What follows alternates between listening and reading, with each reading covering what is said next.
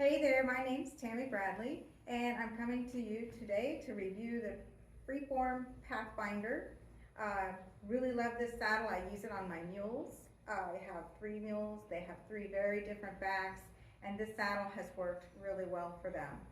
I was riding Freeforms many years ago when only the Classic was available, and I moved back to the treed saddles. Have had nothing but problems with them. So when Polita came out with this model, I was really excited to try it out. So I did, and I'm really, really pleased with it. The things I really like is that it has the little pommel, which is soft, but I can still hang a bag off or anything like that. It gives me a little extra up there just to, doesn't do a lot, but it's there in theory, and it does hold up my bag, which I really like. And it gives me a place to rest my hands, which is really nice. Of course, the seat does come off so that you can adjust your, and it doesn't come off really easy. So you can adjust your stirrups, which Paulita has on other videos as well. I like that it has a narrow twist and it's cut back, which is really, really nice. And the thing that really works well for the mules, especially the ones I have now, are the panel system. And these panels are Velcroed on. You can unvelcro the bottom here. You can stuff these with whatever you need extra. Polita can help you with those. And you can adjust them front to back, side to side. So if you have something that needs a little more spine clearance here, width-wise, you can do that. You can add more to lift. I use this with a little bit back for the shoulder. This is the short base. So it gives a little bit in the back for that base to rest on, which is very nice for the mule. It has a nice crupper ring, so I can attach all of my bags. My saddle bags from Broke Supply, if you use those, sit perfectly on this. I'll be showing that to you in a picture. And it has plenty of rings on the front. The girthing for this is amazing because you can adjust it in so many different ways. So it comes with, I have just 2 on here right now. This is how I've been girthing my mules. And it comes with plenty, so you can do center fire, you can do whatever you need. So it comes with 4 of this length, which is what's on, and 2 much longer ones, so that when you use the center fire from the rear, you have plenty. So that's really, really nice to have. Lots of options there for lots of different body shapes, especially the mules, which, you know, they change a lot. Their bellies get bigger. When my most common, the one I ride the most, when her weight goes down when we're really riding, she changes a lot, and this is great because it can change with her. What I also like to use with this is the mosquito pad, and Paulita has a really nice developed mosquito pad for this saddle. And I have a ton of pads. I added this one, and I am not sad that I did. It's cut back. It fits really well with the front of the saddle. It doesn't droop, it doesn't move. The dry back really holds on to the grippy stuff on the bottom here, and it does not slip. This one she does with real wool, which I really love because it holds better to the mule, and it, I think, absorbs better, and it gives better protection. And inside, for right now, she has just a 1/2-inch laminated foam. The laminated is really nice because when it's really hot, or the animal gets really hot, sometimes the foam will have a little bit of tendency to collapse some, but the lamination helps. And Paulita can get all kinds of different thicknesses of foam for you. So if you find you need a little bit more, because you know what's most important with the mules is the spine clearance, because a lot of them, especially my 3, have quite a bit of a spine.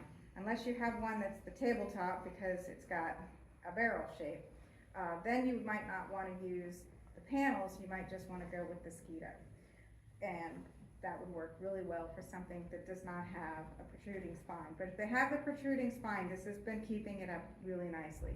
So let's look at my other 3 mules, and you'll see what I'm talking about. And here we're back with Cash, who is the mule that I have that's the most A-frame. You can see, and he's also got big shoulders and actually quite a bit of a wither for a mule. He's got the larger shoulders from the donkey, kind of has a hollow behind. He's always been that way because he's got these just massive shoulders. And he's very, very A-framed, as you can see here.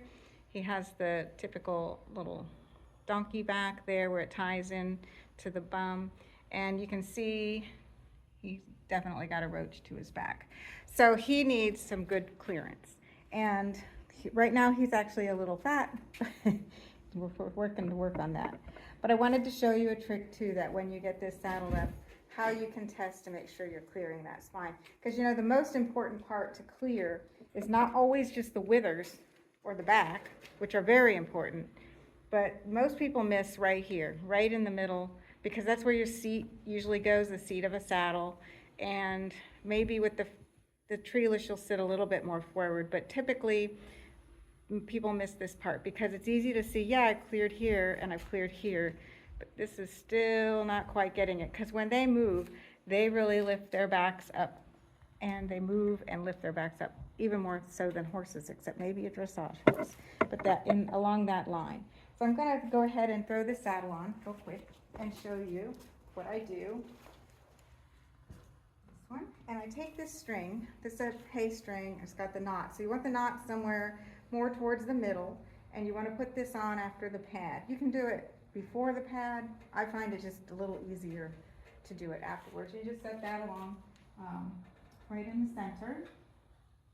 Tuck it in a little bit because it'll move. And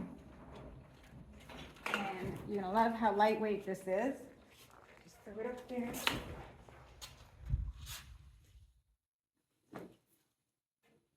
And you can see how this pad really works so well with the saddle.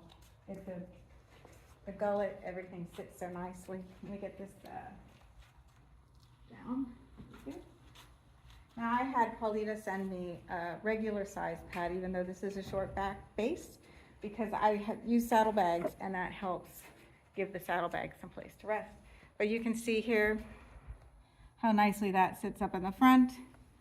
And I can adjust that a little bit more, but just for quickly.